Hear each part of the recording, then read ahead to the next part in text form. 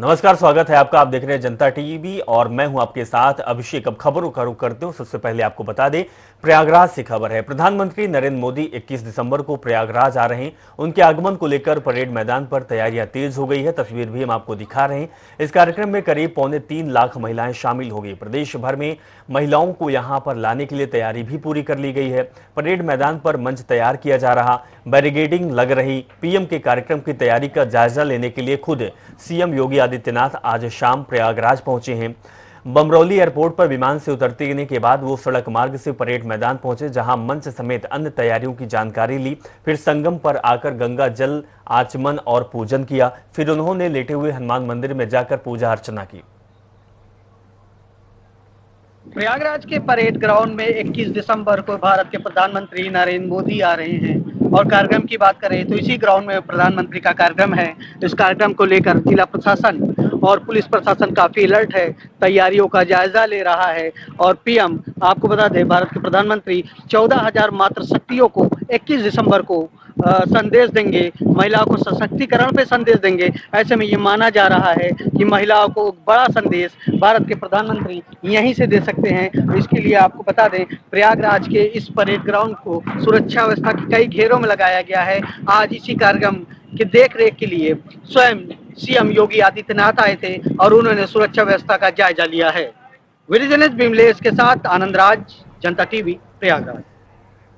तो आगामी 10 दिन में 4 बार उत्तर प्रदेश प्रधानमंत्री मोदी आएंगे। इसी क्रम में पीएम मोदी 18 दिसंबर को शाहजहांपुर में गंगा एक्सप्रेस वे की आधारशिला रखी है और ये एक्सप्रेस वे मेरठ से प्रयागराज तक यूपी के 12 जिलों से होकर गुजरेगा। लिहाजा एक्सप्रेस वे यूपी के पूर्वी और पश्चिमी क्षेत्र को आपस में जोड़ेगा। 36,200 करोड़ रुपए से अधिक की लागत से बनने वाला ये यूपी का सबसे लंबा एक्सप्रेस वे होगा। एक्सप्रेस वे पर शाहजहांपुर में 3.5 किलोमीटर लंबी हवाई पट्टी निर्मित की जाएगी, जो वायुसेना के विमानों को आपातकालीन उड़ान भरने और उतरने में सहायता प्रदान करेगी। इसके अलावा एक्सप्रेस वे के साथ एक औद्योगिक गलियारा बनाने का भी प्रस्ताव रखा गया है। तो गंगा एक्सप्रेस वे उत्तर प्रदेश की 12 जिलों और 519 गांवों को जोड़ेगा। इस पर चलने वाले वाहनों की अधिकतम रफ्तार 120 किलोमीटर प्रति घंटा तय की गई। इस एक्सप्रेस वे में से 7 ओवरब्रिज, 17 इंटरचेंज के अलावा 14 पुल भी बनाए जाएंगे।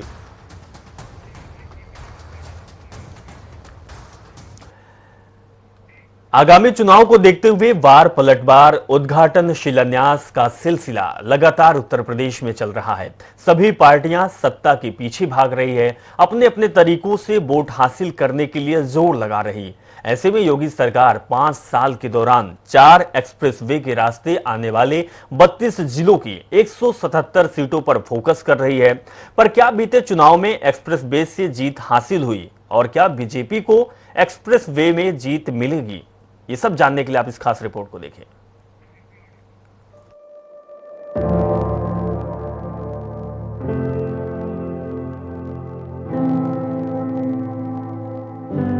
उत्तर प्रदेश में एक्सप्रेस वे को लेकर राजनीति चरम पर है। चुनाव से पहले योगी सरकार एक्सप्रेस वे का उद्घाटन शिलान्यास करने में लगी है। वहीं आज पीएम मोदी ने गंगा एक्सप्रेस वे की नींव रखी है। इससे पहले पीएम पूर्वांचल एक्सप्रेस वे का उद्घाटन कर चुके हैं। जाहिर है कि योगी सरकार अपने कार्यकाल के दौरान के 4 एक्सप्रेस वे के रास्ते में आने वाले 32 जिलों की 177 सीटों पर फोकस कर रही है। लेकिन पिछले 2 चुनाव बताते हैं कि एक्सप्रेस वे जीत की गारंटी नहीं है। सपा और बहुजन समाज पार्टी सरकारें भी ये दांव खेल चुकी हैं, लेकिन उन्हें हार का सामना करना पड़ा। अब आपको बताते हैं कि यूपी में पिछले चुनावों से अलग इस बार क्या कुछ खास है और एक्सप्रेस वे के वोटों का बीजेपी का गणित क्या है। 5 साल में 4 एक्सप्रेस वे, गंगा, पूर्वांचल, बुंदेलखंड, गोरखपुर। अब बात करेंगे गंगा एक्सप्रेस वे के बारे में। ये मेरठ से प्रयागराज तक है। इसका शिलान्यास आज प्रधानमंत्री मोदी ने किया। ये 12 जिलों मेरठ, हापुड़, बुलंदशहर, अमरोहा, संभल, बदायूं, शाहजहांपुर, हरदोई, उन्नाव, रायबरेली, प्रतापगढ़, प्रयागराज से होकर गुजरेगा। इन जिलों में 76 विधानसभा सीटें आती है। पूर्वांचल एक्सप्रेस वे ये लखनऊ से गाजीपुर तक जाता है। पिछले महीने 16 नवंबर को प्रधानमंत्री मोदी ने इसका उद्घाटन किया। ये 9 जिलों लखनऊ, अमेठी, बाराबंकी, अयोध्या, सुल्तानपुर, अंबेडकर नगर, आजमगढ़, मऊ और गाजीपुर को जोड़ता है। इन जिलों में 55 विधानसभा सीटें हैं। बुंदेलखंड एक्सप्रेस वे, इसका उद्घाटन अभी नहीं हुआ है। ये आगरा से चित्रकूट को जोड़ता है। चुनाव से पहले इसका उद्घाटन भी करने की भाजपा सरकार तैयारी में जुटी हुई है। ये 7 जिलों से यानी कि चित्रकूट, बांदा, महोबा, हमीरपुर, जालौन, औरैया, इटावा से होकर गुजरेगा। इन जिलों में 19 विधानसभा सीटें आती हैं। गोरखपुर लिंक एक्सप्रेस वे, इसका भी अभी तक उद्घाटन नहीं हुआ है। ये गोरखपुर से आजमगढ़ तक है। ये 4 जिलों गोरखपुर, अंबेडकर नगर, संत कबीर नगर, आजमगढ़ से होकर गुजरेगा। इन जिलों में 27 विधानसभा सीटें हैं। ये आपने एक्सप्रेस वे का गणित समझा। अब आपको बताते हैं कि बहुजन समाज पार्टी की अध्यक्ष मायावती और सपा अध्यक्ष अखिलेश यादव को ये एक्सप्रेस वे दोबारा सत्ता नहीं दिला पाए। साल 2007 में मायावती सरकार में यमुना एक्सप्रेस वे का शिलान्यास हुआ था। ये एक्सप्रेस वे 5 जिलों को आपस में जोड़ता है। हालांकि मायावती ने एक्सप्रेस वे सरकार में रहते हुए जनता को नहीं दे पाई। एक्सप्रेस वे के निर्माण के समय टंपल और भट्टा पर सौल में उपद्रव भी हुआ। सरकार बदल गई और सपा यूपी की सत्ता पर काबिज हुई। अब देखना दिलचस्प होगा कि क्या एक्सप्रेस वे से साल 2022 में होने वाले विधानसभा चुनाव में बीजेपी को फायदा होगा या फिर नहीं। जनता टीवी न्यूज डेस्क से आंचल काद्यान की रिपोर्ट।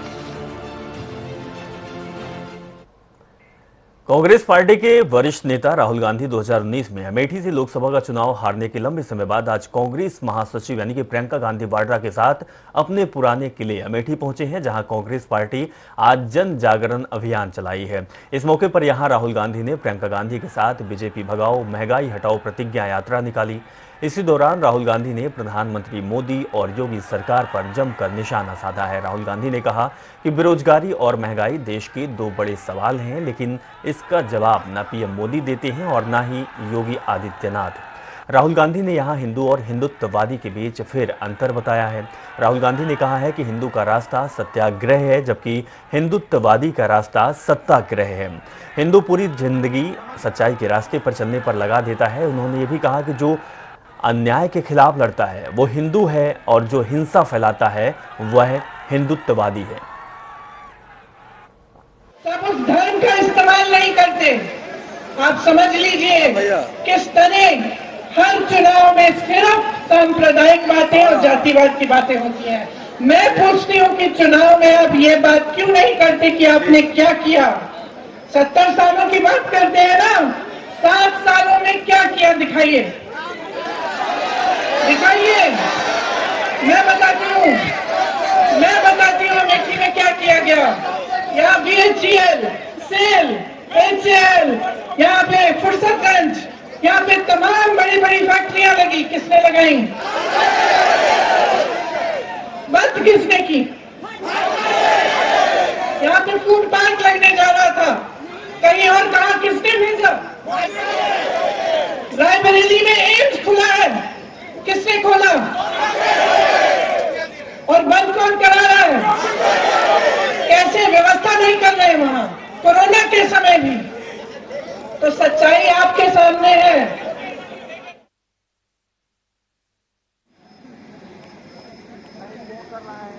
जो सच्चाई के रास्ते पर अपनी पूरी जिंदगी चलता है उसे हम हिंदू कहते हैं। वो व्यक्ति जो अपने डर के सामने अपना सिर कभी नहीं झुकाता उसको हम हिंदू कहते हैं। वो व्यक्ति जो अपने डर को नफरत में, क्रोध में और हिंसा में नहीं बदलने देता है उसे हम हिंदू कहते हैं। जब गोडसे को, नथुराम गोडसे को फांसी लगी ना, बच्चे जैसे रोया था, पैर कांपे थे उसके। हिंदुत्ववादी गांधी जी रोए नहीं थे, 3 गोली लगी थी, हे राम बोला उन्होंने, एक आंसू नहीं निकला। ये होता है हिंदू। समाजवादी पार्टी के राष्ट्रीय अध्यक्ष और अखिलेश यादव की विजय रथ यात्रा जारी है। अखिलेश यादव कांग्रेस के गढ़ यानी कि रायबरेली में 2 दिवसीय दौरे पर रहे। अखिलेश रायबरेली की सभी विधानसभाओं में समाजवादी विजय रथ यात्रा निकाली है और आज अखिलेश यादव रायबरेली के 3 विधानसभाओं में अपनी विजय रथ यात्रा निकाली है और सभी विधानसभाओं में कार्यकर्ताओं को संबोधित भी किया। बता दें कि रायबरेली सोनिया गांधी का संसदीय क्षेत्र है और सपा प्रमुख अखिलेश यादव 2 दिवसीय दौरे पर यहां रहे।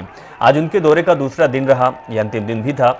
अखिलेश यादव रायबरेली में समाजवादी पार्टी के जनाधार को मजबूत करने की कोशिश में लगे हुए थे। इसी वजह से उन्होंने कार्यकर्ताओं और जनता के बीच सीधा संवाद किया है।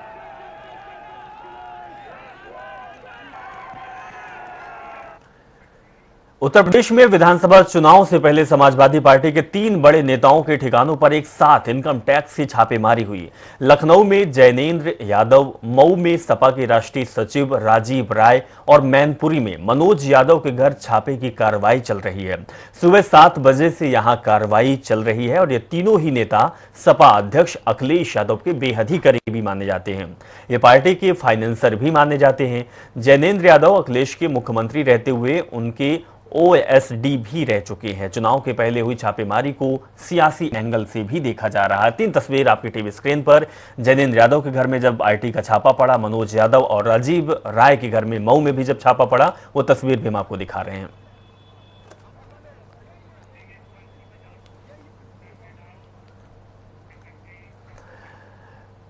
तो आपको बता दें कि जहां उन्होंने चतुर्भुज मोटर्स की तरफ से आयोजित कार्यक्रम में प्रधानों क्षेत्र पंचायत सदस्यों को सम्मानित किया गया है। उपाध्याय राजा बुंदेला जालौन में ये कोच पहुंचे हैं और साथ ही उन्होंने संबोधित किया कि अपनी ही बीजेपी सरकार पर निशाना साधा, जिस दौरान उन्होंने कहा कि बुंदेलखंड की कोई भी सरकार काम नहीं करती। इसके लिए सभी को एकजुट होकर बुंदेलखंड राज्य बनाना होगा और अपनी सरकार बनानी होगी, तब कहीं जाकर बुंदेलखंड का विकास हो सकता है। सरकार बुंदेलखंड के विकास के लिए पैकेज देती है, लेकिन ये पैकेज 19 सीटों वाले बुंदेलखंड के विकास के लिए नहीं बल्कि 130 सीटों वाले पूर्वांचल के विकास के लिए चला जाता है।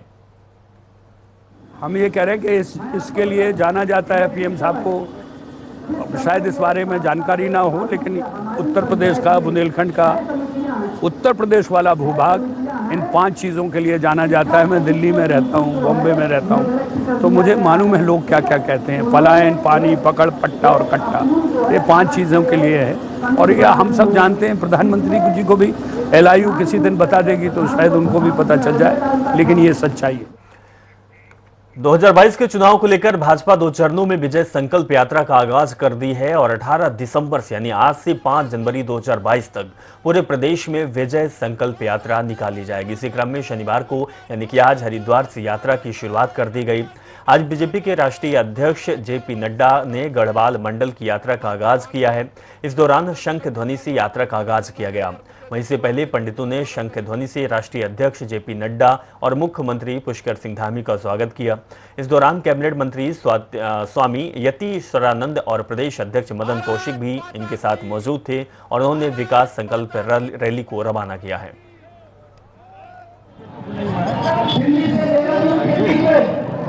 इकोनॉमिक कॉरिडोर का बनाने का काम आने वाले समय में देहरादून से दिल्ली 2.5 घंटे में पहुंचा जाएगा। इस तरीके का काम कर रहा है। एलिवेटेड रोड बन रहा है, विकास की नई कहानी लिखी जा रही है। आज जब मैं आ रहा था तो मैं देख रहा था कितने सुंदर घाट बनकर के तैयार। मैं देख रहा था बगल में 4 लेन क्या सड़सड़ाती सड़कें और गाड़ियां चल रही है, बदलता हुआ हिंदुस्तान हमने देखा अपनी आंखों से। ये मैं कहना चाहता हूं, कई लोगों को विकास नहीं दिखता। हमारे नेता है, युवा नेता, कहने लगे ऐसे देश मजबूत नहीं होता। मैंने कहा देश तो बहुत मजबूत हो गया है, आप कमजोर पड़ गए हैं।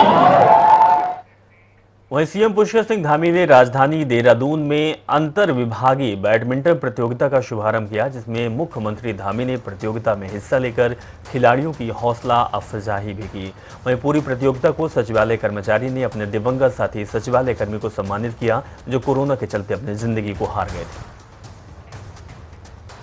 प्रतियोगिता हो रही है मोदी के नाम से। मोदी हमारे बहुत ही एक अच्छे अधिकारी भी थे, एक अच्छे उससे पहले कार्यकर्ता भी थे।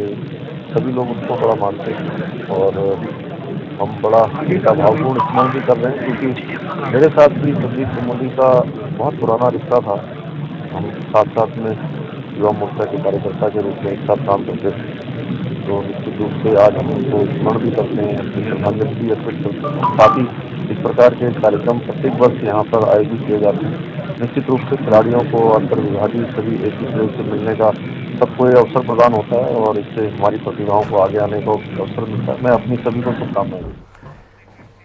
आगामी विधानसभा चुनाव में भारतीय जनता युवा मोर्चा 20% टिकट की मांग करेगा। राजधानी देहरादून में आयोजित पत्रकार वार्ता में भारतीय जनता युवा मोर्चा प्रदेश अध्यक्ष कुंदन लटवाल ने कहा कि उत्तराखंड में युवा मुख्यमंत्री पुष्कर सिंह धामी सरकार चला रहे हैं। वहीं संगठन ने भी युवाओं को आगे लाकर चुनाव लड़ने का फैसला किया है। इसके बाद युवा मोर्चा के अध्यक्ष होने के नाते हमने तय किया है कि आगामी चुनाव में 20% टिकट देने की मांग हम प्रदेश संगठन से कर रहे हैं। कुछ है भारतीय जनता युवा मोर्चा उसको फ्रंट लाइन में आकर के करता है और युवा मोर्चा फ्रंटल ऑर्गेनाइजेशन है। युवा मुख्यमंत्री और युवा प्रदेश होने के नाते हम अपने शीर्ष नेतृत्व से कम 20% युवाओं को टिकट देने की मांग अपने शीर्ष नेतृत्व से करेंगे। माननीय मुख्यमंत्री जी से करेंगे, अपने प्रदेश अध्यक्ष आदरणीय मदन कौशिक जी से करेंगे, अपने राष्ट्रीय अध्यक्ष तेजस्वी सूर्या जी से, वो आ ही रहे उत्तराखंड, तो उनसे भी करेंगे। और मुझे पूरा विश्वास है, आशा ही नहीं पूरा विश्वास है कि इस बार के उत्तराखंड के इलेक्शन में सबसे ज़्यादा अगर कोई दिखाई देने वाले हैं। हल्द्वानी में आज से 3 दिवसीय मौन पालन महोत्सव का आगाज हो गया है। महोत्सव 20 दिसंबर तक चलेगा। उत्तराखंड में शहद के प्रचार और बाजार उपलब्ध कराने की मंशा से उद्यान और प्रसंस्करण विभाग ने यह पहल की है। बता दें कि उत्तराखंड राज्य में जैविक शहद की पैदावार बेहतर है, लेकिन शहद के विपणन की अभी कोई भी सुविधा उपलब्ध नहीं है।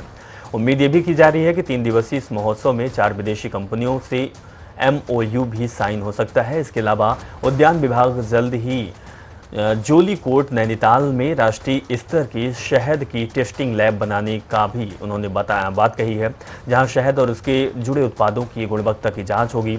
इसके 5 करोड़ प्रोजेक्ट को भी केंद्र सरकार ने मंजूरी दी है, जो 5 करोड़ का प्रोजेक्ट होगा। और यही नहीं, एक्सपर्ट भी इस महोत्सव में शिरकत कर रहे हैं, जो शहद का काम करने वाले लोगों की बारीकी से बारीक जानकारी उपलब्ध कराएंगे और उनको बताएंगे भी।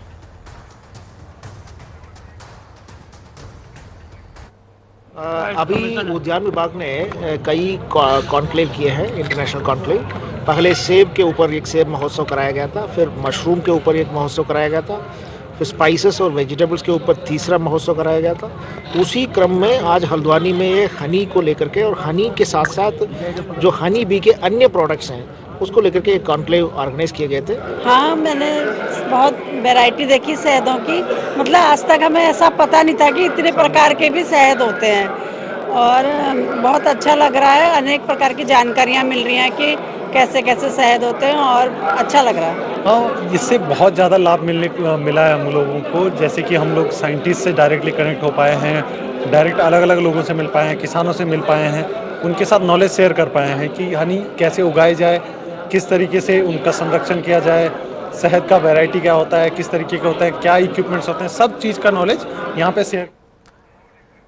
कुमाऊं मंडल के पहाड़ी जनपदों में आम आदमी पार्टी की राजनीतिक जमीन मजबूत बनाने के लिए आपके शीर्ष नेता दिल्ली के उप मुख्यमंत्री मनीष सिसोदिया ने विधानसभा बागेश्वर के गरुड़ ब्लॉक की गोमती घाटी में चुनावी शंखनाद किया। कत्यूर घाटी की 2500 से अधिक पहाड़ की ग्रामीण जनता को 42 सीरा मैदान में संबोधित किया। पहली बार विधानसभा बागेश्वर पहुंचने पर मनीष सिसोदिया का कत्यूर घाटी के ग्रामीणों ने भव्य स्वागत किया। वहीं बागेश्वर की ग्रामीण जनता को संबोधित करते हुए मनीष सिसोदिया ने दिल्ली सरकार की उपलब्धियों को गिनाया और पहाड़ की जनता को अच्छे स्कूल, अच्छे अस्पताल के लिए आगामी विधानसभा चुनावों में झाड़ू का बटन दबाने की गुहार लगाई। चारों तरफ से लोग बहुत बड़ी संख्या में यहाँ गोमती नदी के किनारे इस जनसभा में पहुंचे और मुझे बहुत खुशी है। ये जनसभा प्रतीक है इस बात का कि लोग अब कांग्रेस और बीजेपी की जगह आम आदमी पार्टी को एक मौका देना चाहते हैं।